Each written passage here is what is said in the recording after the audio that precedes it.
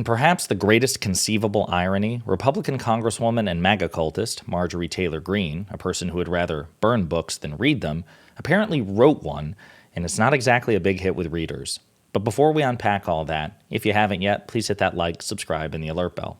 All right, so I kind of telegraphed this about a week ago when we did a video about Marjorie Taylor Greene's interview with Piers Morgan, and she appeared apparently to hawk a book. And at the time, I speculated that perhaps she wrote it in red crayon, but it's no joke. She apparently wrote a book, a memoir called MTG. We're going to play this short video of her holding up a book, very happy about it, wanting to tell everybody about it. So let's play this clip and we'll unpack the rest. Hey guys, you can order my new book, MTG, at mtgbook.com. Grab a copy for yourself and your friends and family. Throw them in the stockings. It's going to be a great read over the holidays. So I think it says something that, again, just on sheer reflex, this woman can't even hold up a copy of a book without it being near an open flame because, again, just reflexively, she wants to burn books rather than read them. Yeah, she wrote one. She also put on Twitter, "It's publication day. I'm thrilled that my book is now officially out. Get your copy of MTG today, mtgbook.com, Amazon, Barnes & Noble, Books A Million, or anywhere else books are sold. This is a must-read for every American that believes in saving this country." You see here there are 4 copies of the book. I assume that explains 4 out of the 5 copies that have been sold total. This is the publisher summary of the book itself. Okay, this is courtesy of Amazon. In her first book, written or read, we don't know, it's ambiguous. In her first book, Congresswoman Marjorie Taylor Greene reveals her personal account of the battle she fights in the halls of Congress and beyond. MTG shares the story of her incredible ascension from small-town business owner to MAGA firebrand. Known for her humor and honesty. It actually says it right there, not making that up. That's what it says. MTG offers a never-before-seen glimpse at her decision to give up private sector success for public service, her unfiltered views on the most important issues facing our nation, and the personal sacrifices that come with being the most dangerous woman in Washington. No other book pulls back the curtain on Washington, the swamp, and the Democratic political elite like MTG. MTG's story will inspire anyone who has ever felt that their voice isn't powerful enough to make a difference. Right. So if you scroll down here, it's not doing well in terms of reviews. So there have been 4 ratings so far, and it's coming in at a stalwart 1 star. The reviews are hilarious. I saw my neighbor throwing this book in the trash and asked him if I could read it. Boy, what a boring mistake. This book is far from any reality and full of imagination. Don't waste your time.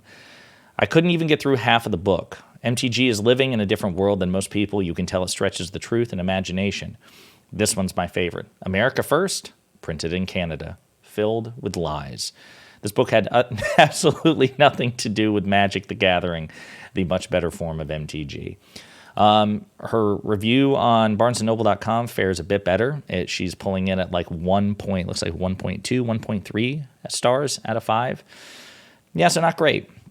And, of course, people are making fun of her on Twitter, as well they should, because she's a terrible person. MTG wrote a book. Luckily, Martin Pengelly read it, so you don't have to. And what's interesting is in the Guardian review of this, it recounts part of her memoir. It says that describing January 6th, Greene writes, "Several of the Republican congressmen said, 'We're going to stay right here and defend the chamber.' As they began barricading the door with furniture, I noticed not one Democrat was willing to stay to defend the chamber." But that version of events sits in stark contrast to others prominently, including that of Jason Crow of Colorado, a Democratic congressman and former U.S. Army Ranger who worked to help his fellow representatives before being, by his own description, the last politician to leave. Speaking to the Denver Post after the riot, Crow said, "They evacuated the folks on the floor, but those of us in the gallery actually got trapped for like 20 minutes as the rioters stormed the stairwells and locked the doors. So Capitol Police actually locked the doors of the chamber and started piling furniture up on the doors to barricade them while holding their guns out.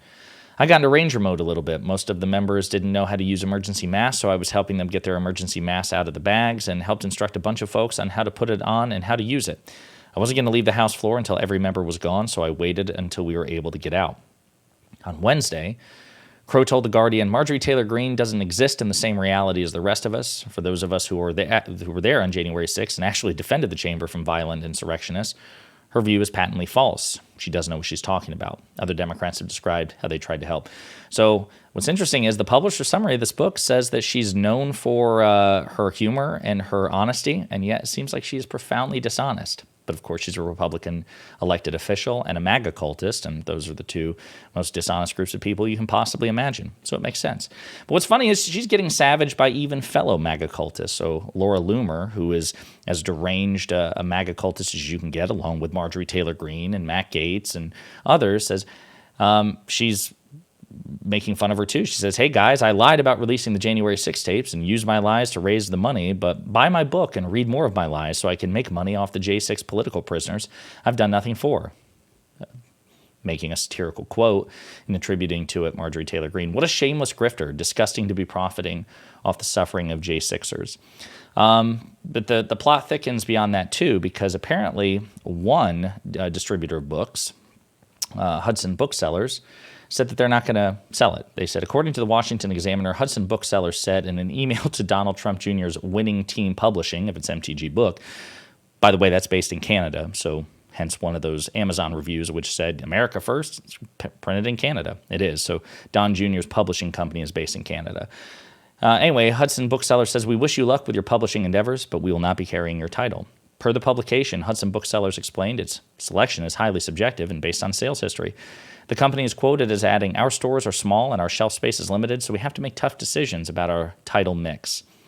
And it's hard to believe that was that tough a decision, but John Jr. is furious. He says, censorship.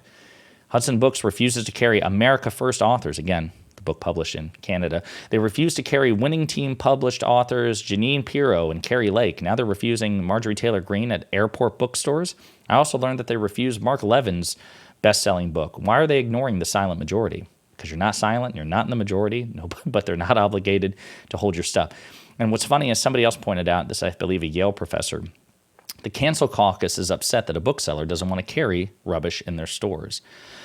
So yeah, the whole thing is just hilarious. I mean, the idea that Marjorie Taylor Greene, again, would write a book, preposterous. It's absurd. I'm not going to read it. I have really no interest in it. But if you all do, if any of you are brave enough to do it, again, I'm sure it's written in crayon. The R's are probably backwards. Probably pictures in there too. If any of you happen to read it, let me know what you think in the comments.